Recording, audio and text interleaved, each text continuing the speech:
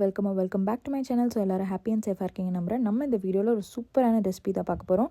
எல்லாத்துக்குமே பிடிச்சமான ஒரு ரெசிபி, அதுவும் வீட்டிலே செஞ்சு சாப்பிட்டா எப்படி இருக்குங்கிறத நினச்சி பாருங்கள். ஸோ நம்ம இன்றைக்கி பார்க்க போகிற ஒரு ரெசிபி என்னென்னு பார்த்தீங்கன்னா வெஜ் ஃப்ரைட் ரைஸ் தான். அதுவும் வீட்லேயே ஹோட்டல் மாதிரி செய்கிறது எப்படிங்கிறது தான் இந்த வீடியோவில் காட்டியிருக்கேன். So let's get into the video. So ஃபர்ஸ்ட்லேயே அதுக்கு ஒரு பாட்டில் தண்ணி தேவையான அளவு, கொஞ்சம் கொரியாண்டர் லீவ்ஸ், ஆயில், கீ இதெல்லாமே ஆட் பண்ணிவிட்டு நல்லா கொதிக்க விட்டுருங்க. கொதிக்கிற டைமில் நம்ம சோக் பண்ண பாஸ்மதி ரைஸை இதில் ஆட் பண்ணிடலாம். ஸோ ஃபுல்லி குக் பண்ண வச்சிடாதீங்க. ஒரு 90% குக் ஆகும்போது நம்ம அதை தனியாக எடுத்துகிட்டு கொஞ்சம் கூல் பண்ண வச்சிடலாம். ஸோ தட் நமக்கு கலக்கும்போது ரைஸ் உடையாமல் வரும். ஸோ அதுதான் ஒரு மெயின் டிப் ஃபாலோ பண்ணுங்கள் ஃப்ரைட் ரைஸ் பண்ணும்போது. ஸோ நான் இந்த மாதிரி எடுத்துட்டேன் பார்த்தீங்களா. தனியாக எடுத்துகிட்டு நம்ம ஃபேனில் கொஞ்சம் நேரம் கூல் பண்ண வச்சிடலாம். ஸோ இந்த ப்ராசஸ் முடிச்சக்கப்புறம் நம்ம ஒரு பேனில் கொஞ்சமாக ஆயில் போட்டுக்கலாம். கூடவே கீ ஆட் பண்ணிடுங்க. உங்களுக்கு கீ பிடிக்காட்டி ஸ்கிப் பண்ணிடலாம். அது கூடவே கொஞ்சம் குமின் சீட் ஆட் பண்ணி அதை நல்லா பொரிஞ்சு வர டைமில் நீங்கள் ஆனியன்ஸ் ஆட் பண்ணிக்கோங்க. இந்த மாதிரி நீல வாக்கில் கட் பண்ண ஆனியன்ஸ் எடுத்துகிட்டு அது கூடவே க்ரீன் சில்லியும் கார்லிக்கும் ஆட் பண்ணிடுங்க. குட்டி குட்டியாக கட் பண்ணியிருந்தால் இன்னுமே நல்லாயிருக்கும். இதை நல்லா சோட்டே பண்ண வச்சுருங்க. பட் ரொம்ப சோட்டே ஆக வேணாம், கொஞ்சம் அந்த கிறிஸ்பினஸ் லெவல் இருந்தால் நல்லாயிருக்கும். அதுக்கப்புறம் நான் ஒரு டொமேட்டோவை சாப் பண்ணி எடுத்திருக்கேன். ஸோ அதையும் கூட ஆட் பண்ணிவிட்டு நல்லா சோட்டே பண்ணி எடுத்துருங்க.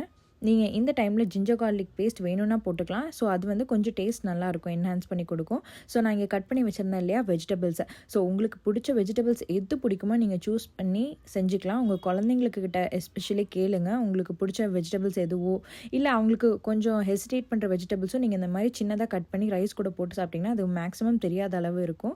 ஸோ நீங்கள் அவங்களுக்கு பிடிச்ச மாதிரி என்னென்ன வெஜிடபிள்ஸ் வேணுமோ அதை நீங்கள் ஆட் பண்ணிக்கலாம். நான் இங்கே கேபேஜும் கேரட்டும் ஆட் பண்ணியிருக்கேன். கூடவே நான் ஸ்வீட் கார்னும் ஆட் பண்ணுவேன். ஸோ அதை வீடியோவில் இப்போ காட்டுறேன். ஸோ இந்த அளவுக்கு நல்லா சாட்டே ஆயிடுச்சு பார்த்துக்கோங்க. நம்ம போடும்போது எவ்வளோ நிறையா இருந்தது, இப்போ கொஞ்சம் கம்மியாகிடுச்சு இல்லையா. ஸோ இதில் நம்ம turmeric powder, cumin powder, coriander powder, garam masala இது எல்லாமே ஆட் பண்ணி நல்லா கலக்கி விட்டுருங்க.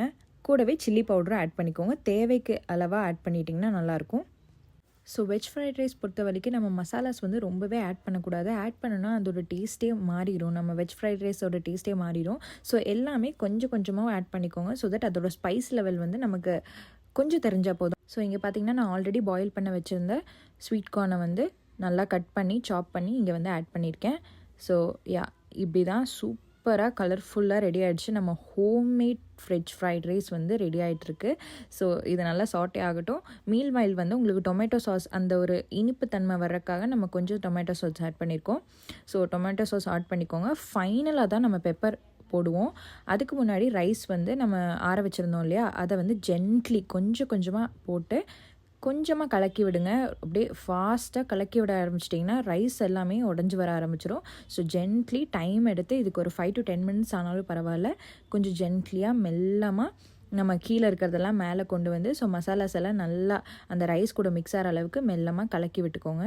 ஸோ ஒரு 50% ரைஸ் கூட மிக்ஸ் ஆனதுக்கப்புறம் நீங்கள் பெப்பர் ஆட் பண்ணிக்கலாம். பெப்பர் கொஞ்சம் கூடவே ஆட் பண்ணாலும் பரவாயில்ல, அது டேஸ்ட் எப்போவுமே நல்லா தான் இருக்கும். உங்ககிட்ட சோயா சாஸ் இருந்தால் ஆட் பண்ணுங்கள். பட் சோயா சாஸ் இல்லாமலேயே டேஸ்ட்டு சூப்பராக இருந்ததுங்க.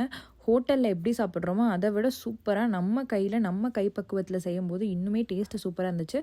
ஸோ இங்கே பார்த்தா தெரியும் நம்மளோட வெஜ் ஃப்ரைட் ரைஸ் ரொம்பவே குவிக்காக, ஈஸியாக, ஹெல்த்தியாக ரெடி ஆகிடுச்சு.